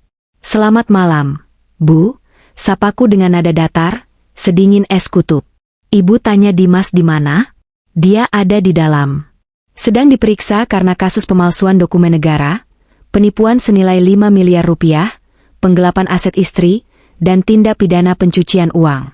Ibu mau daftar dosa lainnya? Atau itu sudah cukup untuk membuat ibu sadar siapa anak yang ibu banggakan itu?" Wajah ibu mertua memerah padam. Urat-urat di lehernya menonjol. "Sembarangan. Dimas itu anak baik. Dia soleh. Dia sayang keluarga. Nggak mungkin dia nipu. Pasti ini gara-gara kamu yang pelit. Coba kalau kamu sebagai istri itu nurut, kasih modal kalau suami minta, dia nggak akan cari jalan pintas." "Ah, jadi ibu membenarkan tindakan kriminal asalkan tujuannya untuk modal usaha anak ibu?" Potongku cepat, suaraku mulai meninggi, menarik perhatian para penyidik yang baru keluar dari ruangan. "Ibu sadar apa yang ibu ucapkan?" Dimas memalsukan tanda tangan saya. Dia menyewa pelacur, maaf, wanita bayaran, untuk menyamar jadi saya di depan notaris. Dia menjual rumah warisan almarhum bapak saya. Rumah tempat ibu sering menginap dan minta dilayani Mbak Raja itu. Dia jual rumah itu diam-diam, Bu. Dan uangnya? Apa untuk usaha? Tidak. Aku melangkah maju satu langkah, membuat ibu mertua mundur secara refleks. Dia pakai uang itu untuk beli penthouse buat gundiknya. Buat perempuan yang dia pungut di klub malam. Dan ibu masih berani datang ke sini, menunjuk hidung saya, dan bilang saya pelit. Ibu mertua ternganga. Mulutnya terbuka menutup seperti ikan mas koki kekurangan oksigen. Fakta tentang penthouse dan gundik itu sepertinya baru dia dengar. Siska, adik iparku, langsung menyelah. Mbak Indira jangan ngarang ya. Mas Dimas bilang dia investasi properti.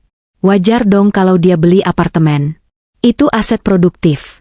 Bela Siska, masih dengan nada nyolot khas anak manja. Investasi properti atas nama selingkuhan? Tanyaku sambil tertawa remeh. Cerdas sekali kakakmu itu, Siska. Saking cerdasnya, sekarang dia pakai baju oranye di dalam sana. Kamu mau lihat? Silakan masuk kalau diizinkan Pak Polisi. Pada saat yang bersamaan, keributan lain meledak di pintu masuk. Kali ini suasananya jauh lebih mencekam. Seorang pria parubaya bertubuh gempal, dengan wajah merah pada menahan amarah yang meluap-luap, masuk dikawal oleh 2 pengacara dan seorang asisten yang tampak ketakutan. Itu Pak Burhan, sang pembeli rumah. Korban penipuan Dimas yang paling dirugikan secara materi. Pak Burhan tidak melihatku. Matanya hanya mencari satu target. Saat dia melihat pintu ruang penyidik terbuka sedikit, karena ada petugas yang keluar membawa kopi, dan melihat sosok Dimas di dalamnya, kendali dirinya putus. Weoi, maling, teriak Pak Burhan menggelegar. Suaranya begitu keras, hingga membuat kaca jendela bergetar. Tanpa bisa dicegah, Pak Burhan menerobos masuk ke area steril penyidikan. Polisi yang berjaga terkejut dan mencoba menahan, tapi amarah seorang pria yang kehilangan 5 miliar rupiah memberinya tenaga banteng. Pak Burhan mendobrak pintu ruang interogasi. Dimas, yang sedang duduk lesu, mendongak kaget. Belum sempat Dimas bereaksi, tangan Pak Burhan sudah mencengkeram kerah baju tahanannya dan menariknya hingga Dimas terhuyung berdiri. Mana duit gue, bangsat? Teriak Pak Burhan tepat di wajah Dimas, meludahinya saking marahnya. Lu bilang sertifikat itu aman. Lu bilang bini lu sakit keras makanya nggak bisa datang. Ternyata lu nipu gue. Itu duit pensiun gue. Itu duit buat operasi jantung bapak gue. Balikin nggak lu? Bug. Satu pukulan mentah mendarat telak di rahang Dimas. Dimas terpelanting, menabrak meja besi hingga terguling jatuh. Darah segar langsung mengucur dari sudut bibirnya. Bella menjerit histeris, meringkuk di sudut ruangan sambil menutup telinga. Tolong, tolong, ada orang gila. Polisi-polisi langsung berhamburan masuk, memiting lengan Pak Burhan dan menariknya menjauh dari Dimas yang mengerang kesakitan di lantai. Tenang Pak, tenang. Jangan main hakim sendiri di sini, seru kepala unit reskrim. Gimana saya bisa tenang, Pak Polisi? Pak Burhan meronta, matanya berkaca-kaca menahan tangis kemarahan. Orang ini iblis. Dia nipu saya 5 miliar. 5 miliar, Pak. Saya jual tanah warisan leluhur buat beli rumah di Jakarta demi anak cucu, malah dikasih sertifikat bodong. Dia harus mati. Melihat anaknya dipukul, ibu mertua menjerit histeris dan mencoba lari masuk ke ruang penyidik, tapi ditahan oleh Polwan. Anak saya? Jangan pukul anak saya. Dia nggak salah. Dia korban perempuan itu. Ibu mertua menunjuk-nunjuk Bella yang masih gemetar di pojok. Kekacauan itu mencapai puncaknya. Tangisan Bella, teriakan ibu mertua, sumpah serapah Pak Burhan, dan erangan kesakitan Dimas bercampur menjadi satu. Aku berdiri di ambang pintu, menyaksikan semuanya dengan perasaan yang sulit dijelaskan. Ada kepuasan, ya, tapi ada juga rasa miris melihat betapa uang dan keserakahan bisa mengubah manusia menjadi binatang. Cukup. Suaraku tidak keras, tapi entah kenapa, di tengah kekacauan itu, suaraku terdengar jelas dan berwibawa. Mungkin karena akulah poros dari semua kejadian ini. Semua orang menoleh padaku. Kepala unit reskrim memberiku anggukan kecil, mengizinkanku mengambil alih situasi sejenak untuk meredakan ketegangan. Aku melangkah masuk ke ruang interogasi. Sepatu hak tinggiku berbunyi tak di lantai keramik, irama kematian bagi harga diri Dimas. Aku berhenti tepat di depan Dimas yang masih terkapar di lantai sambil memegangi rahangnya yang bengkak. Dia mendongak menatapku. Matanya bengkak, bibirnya pecah. Dulu, mata itu yang membuatku jatuh cinta. Mata yang berjanji akan melindungiku. Sekarang, mata itu memancarkan ketakutan murni. Indira. Rintihnya, suaranya serak bercampur darah. Tolong Mas, Dek. Mas salah. Mas hilaf. Tolong bilang sama mereka cabut laporannya. Mas janji bakal berubah. Mas bakal sujud di kaki kamu tiap hari. Jangan biarkan Mas di penjara, Dek. Mas takut. Aku menatapnya tanpa ekspresi. Tidak ada rasa iba. Rasa iba itu sudah mati saat dia menggembok gerbang rumahku dan membiarkan aku terlantar di jalanan. Hilaf? Ulangku pelan. Mas, hilaf itu kalau kamu lupa beli telur titipan istri. Kalau memalsukan dokumen, menyewa orang, menipu pembeli, dan mengusir asisten rumah tangga di tengah hujan badai itu bukan hilaf. Itu jahat. Itu watak. Aku beralih menatap ibu mertua yang kini menangis terseduh-seduh di pelukan Siska di ambang pintu. Bu, lihat anak ibu, tunjukku pada Dimas yang menyedihkan. Ibu bilang dia anak baik? Anak baik tidak akan mencuri dari istrinya sendiri. Dan ibu tahu kenapa saya tidak pernah memberi ibu uang bulanan yang besar seperti yang ibu minta? Karena saya tahu, uang itu hanya akan ibu pakai untuk judi slot dan arisan sosialita palsu ibu. Saya tahu semuanya, Bu. Saya auditor. Saya tahu kemana setiap rupiah di keluarga ini mengalir. Ibu mertua terdiam, wajahnya pucat pasi karena rahasianya terbongkar di depan umum. Lalu aku menatap Pak Burhan yang masih napasnya memburu. Pak Burhan, kataku lembut namun tegas. Saya turut prihatin atas apa yang menimpa Bapak. Bapak juga korban di sini. Uang Bapak yang masuk rekening Dimas sudah dibekukan oleh bank atas permintaan pengacara saya. Kami akan bantu Bapak untuk proses pengembalian dananya melalui putusan pengadilan nanti. Sertifikat rumah saya tidak akan dijual, dan transaksi Bapak batal demi hukum karena penjualnya ilegal. Bapak tidak akan kehilangan uang Bapak sepenuhnya, meskipun mungkin butuh waktu. Pak Burhan menatapku, amarahnya perlahan surut, digantikan rasa lega dan hormat. Terima kasih, Bu Indira. Ibu wanita hebat. Kalau istri saya diperlakukan begini, mungkin dia sudah bunuh diri. Ibu malah berdiri tegak melawan bajingan ini. Terakhir, mataku tertuju pada Bella. Si pelakor yang bermimpi jadi nyonya besar. Dia menatapku dengan tatapan memelas, makeupnya luntur membuatnya terlihat seperti badut yang sedih. Tante maafin Bella. Cicitnya. Bella cuma. Jangan panggil saya tante, potongku tajam. Kita seumuran, Bella.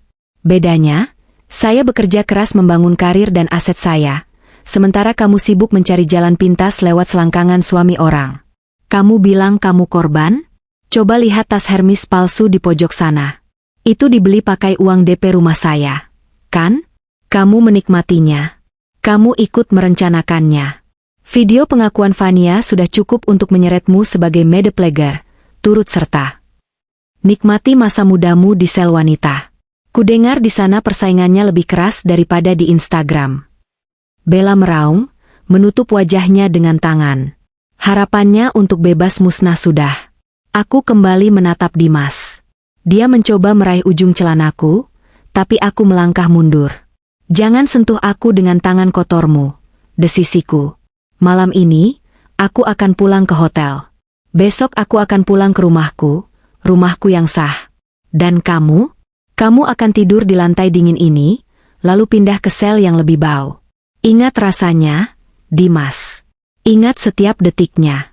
Karena itulah harga yang harus kamu bayar karena menganggap istrimu bodoh. Aku berbalik badan, mengibaskan rambutku, dan berjalan keluar ruangan. Aku melewati ibu mertua yang kini terduduk lemas di lantai, melewati Siska yang menunduk malu, dan melewati barisan polisi yang menatapku dengan kagum. Rangga sudah menungguku di pintu keluar. Dia tersenyum bangga. Itu tadi brutal, bisik Rangga saat kami berjalan menuju parkiran mobil. Tapi sangat pantas. Aku belum selesai, Rangga, jawabku sambil memandang langit malam Jakarta yang mulai menampakkan bintang. Proses hukum baru dimulai. Aku akan pastikan setiap pasal yang kau tulis dalam tuntutan itu terbukti. Aku tidak mau mereka lepas barang sehari pun. Tenang saja. Dengan saksi Pak Burhan yang mengamuk tadi, ditambah pengakuan Fania, dan bukti forensik digital, mereka tamat. Hakim paling korup pun tidak akan berani main mata dengan bukti seterbuka ini. Aku masuk ke dalam mobil Rangga, menyandarkan kepalaku ke jok kulit yang empuk. Tubuhku lelah luar biasa, tapi jiwaku terasa seringan kapas. Malam itu, dalam perjalanan pulang, aku melihat Jakarta dari balik jendela mobil. Lampu-lampu kota berkelap-kelip. Biasanya aku melihat kota ini sebagai tempat yang keras dan kejam. Tapi malam ini, kota ini terasa adil. Karena di salah satu sudutnya, di sebuah sel sempit nan pengap, keadilan sedang bekerja. Dimas dan Bella mengira mereka adalah raja dan ratu dunia. Tapi malam ini, mereka hanyalah tikus yang terperangkap dalam jerat yang mereka buat sendiri. Dan aku adalah pemburu yang sabar, yang akhirnya bisa tidur nyenyak tanpa rasa was-was akan dikhianati lagi. 6 bulan kemudian, musim bunga di Menteng. Pagi hari di Jakarta Selatan, 6 bulan setelah badai itu berlalu, terasa berbeda. Langit berwarna biru cerulean yang bersih, jarang-jarang Jakarta secerah ini. Cahaya matahari menerobos masuk melalui jendela-jendela besar rumahku, menyinari lantai marmer yang baru saja dipoles. Aroma cat tembok off-white yang samar masih tercium, bercampur dengan wangi lilin aromaterapi lavender yang kunyalakan di sudut ruang tamu. Rumah ini, saksi bisu pengkhianatan Dimas, kini telah berubah wajah sepenuhnya. Aku menghabiskan 3 bulan pertama setelah kasus itu selesai untuk melakukan pembersihan spiritual dan fisik pada rumah ini. Aku menyewa kontraktor interior terbaik. Dinding-dinding kusam yang dulu menjadi latar pertengkaranku dengan Dimas tentang uang, kini telah dicat ulang dengan warna-warna bumi yang hangat dan menenangkan. Perabotan lama, sofa tempat Dimas biasa bermalas-malasan, meja makan tempat dia sering mengeluh soal masakan, semuanya sudah kuangkut keluar. Aku menyumbangkannya ke panti asuhan, berharap barang-barang itu bisa memiliki karma baru yang lebih baik di tangan orang lain. Kini, rumah warisan bapak dan ibu terasa seperti sanktuari. Aku membuat taman belakang menjadi area zen dengan kolam ikan koi dan tanaman bambu Jepang. Di sanalah aku sekarang berada, duduk di kursi rotan gantung sambil memangku laptop, memeriksa laporan audit kuartal ketiga. Permisi, Bu Indira. Ini teh chamomilenya, sama pisang goreng madu kesukaan ibu. Suara lembut Bei Sari membuyarkan konsentrasiku. Wanita tua yang setia itu meletakkan nampan di meja kecil di sampingku. Wajahnya kini terlihat jauh lebih muda, kerutan-kerutan stres di dahinya sudah memudar. Dia mengenakan seragam asisten rumah tangga yang rapi dan bersih. Tidak ada lagi ketakutan di matanya, hanya ada rasa aman dan syukur. Makasih ya, Bei, ucapku sambil menutup laptop. Rina hari ini pulang jam berapa kuliahnya? Katanya sore. Bu, mau ngerjain skripsi di perpustakaan dulu. Oh iya, Rina nitip salam, katanya terima kasih laptop barunya enak banget dipakainya. Dia jadi semangat nulis bab 4. Jawab Bei Sari dengan mata berbinar. Aku tersenyum. Syukurlah. Bilang sama Rina, kalau butuh referensi buku keuangan, ambil saja di perpustakaan saya di lantai atas. Ibu baik banget. Emak nggak tahu kalau nggak ada ibu, nasib emak sama Rina gimana waktu diusir setan itu. Bei Sari buru-buru menutup mulutnya, takut salah bicara menyebut setan di depanku. Aku tertawa renyah. Nggak apa-apa, Bei. Memang kelakuannya kayak setan. Kok? Tapi setan itu sekarang sudah dikurung. Ingatanku melayang ke kejadian 2 minggu lalu. Sidang putusan akhir di Pengadilan Negeri Jakarta Selatan. Flashback, ruang sidang utama. Suasana ruang sidang hari itu hening mencekam. Hakim ketua, seorang pria tua berkacamata tebal dengan wibawa yang tak terbantahkan, sedang membacakan amar putusan setebal 100 halaman. Dimas dan Bella duduk di kursi pesakitan. Penampilan mereka sudah berubah drastis dibanding 6 bulan lalu. Dimas kurus kering, rambutnya dicukur cepak nyaris botak, dan kulitnya menghitam. Tatapannya kosong, seolah jiwanya sudah mati. Bella lebih menyedihkan lagi. Wajahnya penuh jerawat batu karena stres dan air kotor penjara. Tubuhnya kurus tapi perutnya buncit karena mak kronis. Tidak ada lagi jejak selebgram glamor di sana. Menimbang bahwa perbuatan terdakwa Dimas, dilakukan secara terencana, sadar, dan tanpa rasa penyesalan, serta menimbulkan kerugian material dan imaterial yang besar bagi korban, Indira, dan saksi korban, Burhan. Suara hakim menggema. Menjatuhkan pidana kepada terdakwa Dimas Prakoso, dengan pidana penjara selama 8 tahun dan denda sebesar 1 miliar rupiah subsidiar 6 bulan kurungan. Tok, tok, tok. Palu diketuk. Dimas tidak menangis. Dia hanya menunduk dalam, bahunya bergetar. Mungkin dia sudah kehabisan air mata. Atau mungkin dia sadar, tangisan tidak akan mengubah fakta bahwa dia akan menghabiskan hampir 1 dekade ke depan di balik jeruji besi. 8 tahun. Usianya akan hampir 40 saat dia keluar nanti. Tanpa karir, tanpa harta, dan dengan status mantan narapidana. Hidupnya tamat. Menjatuhkan pidana kepada terdakwa 2, Bella Anggraeni, dengan pidana penjara selama 5 tahun. Bella langsung pingsan saat mendengar angka 5 tahun.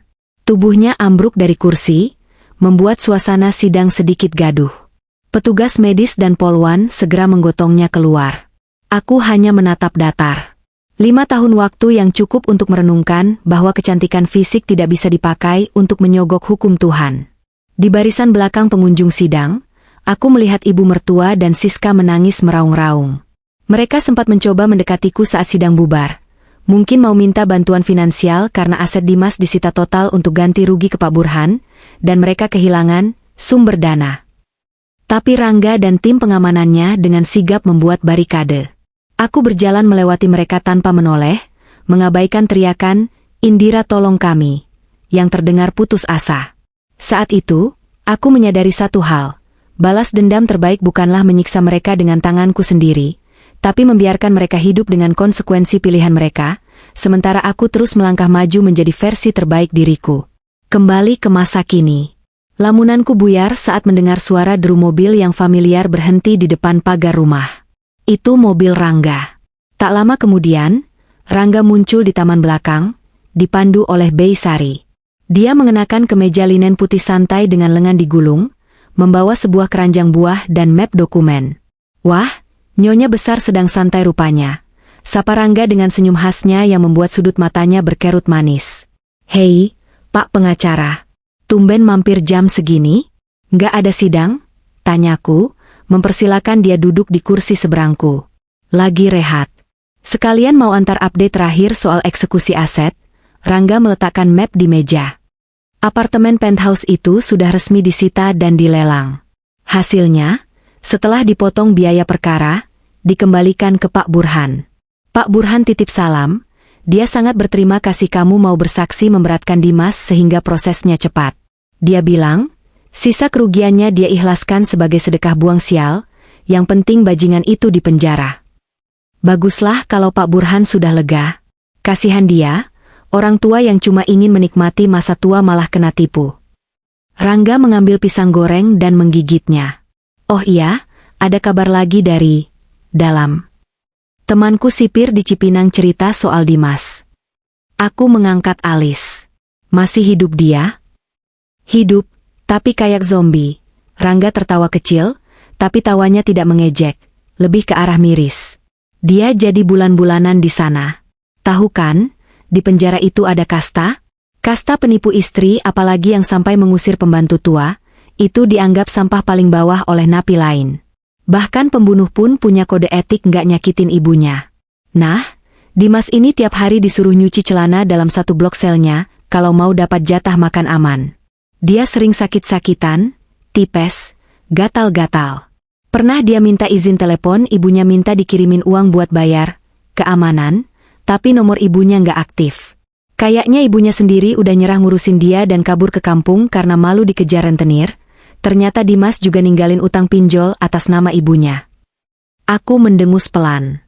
Karma itu presisi ya, Rangga. Dulu dia yang bergaya bos, nyuruh-nyuruh aku dan Beisari seenaknya. Sekarang dia jadi babu bagi para penjahat. Dulu dia yang memalsukan tanda tangan untuk utang, sekarang ibunya yang dikejar utang dia. Dan Bella, lanjut Rangga. Akun Instagramnya dibajak orang, isinya diganti jadi foto-foto aib dia zaman dulu sebelum operasi plastik. Followersnya yang jutaan itu sekarang jadi hater semua. Dia depresi berat di rutan wanita. Katanya sih rambut sambungannya dicabutin satu-satu sama napi senior, karena dia nggak mau piket bersihin WC. Aku menyesap teh camomileku, merasakan hangatnya menjalar ke dada. Kisah penderitaan mereka tidak lagi memicu rasa senang yang meledak-ledak, melainkan rasa damai. Rasa bahwa alam semesta telah menyeimbangkan neracanya. Sudah cukup bahas mereka, Rangga. Mereka sudah jadi masa lalu. Debu, kataku sambil meletakkan cangkir. Aku mau fokus ke masa depan. Rangga menatapku lekat. Tatapannya berubah menjadi lebih lembut, lebih dalam. Masa depan, ya? Ngomong-ngomong soal masa depan, karir kamu gimana? Kudengar namamu masuk bursa calon direktur keuangan di perusahaan multinasional itu. Iya, berkat kasus ini juga, reputasiku sebagai auditor yang tak kenal ampun dan detail, jadi naik daun. Headhunter berebut menawari posisi. Tapi aku pikir, aku mau ambil cuti sebulan dulu. Mau traveling. Ke Eropa mungkin? Atau umroh? Aku butuh healing yang sesungguhnya. Boleh juga. Perlu teman jalan gak? Goda Rangga, tapi ada nada serius dalam suaranya. Aku terdiam sejenak, menatap pria di hadapanku ini. Rangga, sahabat lamaku. Pria yang selalu ada saat aku jatuh, yang tidak pernah menghakimiku karena buta oleh cinta pada Dimas dulu. Pria yang bertarung habis-habisan di meja hijau demi harga diriku. Mungkin, jawabku sambil tersenyum misterius. Tapi kamu harus janji satu hal. Apa itu? Apapun. Jangan pernah anggap aku wanita lemah yang perlu diselamatkan lagi. Aku bisa menyelamatkan diriku sendiri. Aku butuh partner, bukan pahlawan. Rangga tersenyum lebar, senyum yang mencapai matanya. Deal. Aku tahu kamu kuat, Indira. Lebih kuat dari siapapun. Itu yang bikin aku kagum. Selalu. Angin sepel-sepau meniup dedaunan bambu, menciptakan suara kresek-kresek yang menenangkan. Matahari semakin tinggi, menyinari kami berdua yang sedang duduk di antara reruntuhan masa lalu yang telah dibangun kembali menjadi istana harapan. Aku tahu jalan ke depan tidak akan selalu mulus. Trauma pengkhianatan Dimas mungkin masih menyisakan bekas luka yang sesekali nyeri. Tapi aku tahu aku akan baik-baik saja. Aku punya asetku kembali. Aku punya karir yang cemerlang, aku punya sahabat dan keluarga setia seperti Baysari. Dan yang terpenting, aku memiliki kembali harga diriku yang sempat hilang. Mereka pernah bertanya, apa yang akan dilakukan seorang istri jika dunianya dihancurkan? Jawabannya sederhana, dia akan membangun dunia baru di atas puing-puing penghancurnya, dan dia akan menari di atasnya dengan sepatu hak tinggi yang berkilau. Aku mengangkat cangkir tehku ke arah Rangga, seolah bersulang pada takdir yang berputar. Untuk hidup yang baru, tanpa parasit. Untuk hidup yang baru, balas Rangga sambil mendentingkan gelas kopinya ke cangkirku. Di kejauhan, sayup-sayup terdengar suara sirine mobil polisi di jalan raya. Dulu suara itu membuatku berdebar ketakutan membayangkan nasibku. Kini, suara itu terdengar seperti pengingat manis bahwa keadilan itu ada, nyata, dan berpihak pada mereka yang berani memperjuangkannya. Aku, Indira, telah memenangkan perangku. Dan ini baru permulaan dari kejayaanku yang sesungguhnya.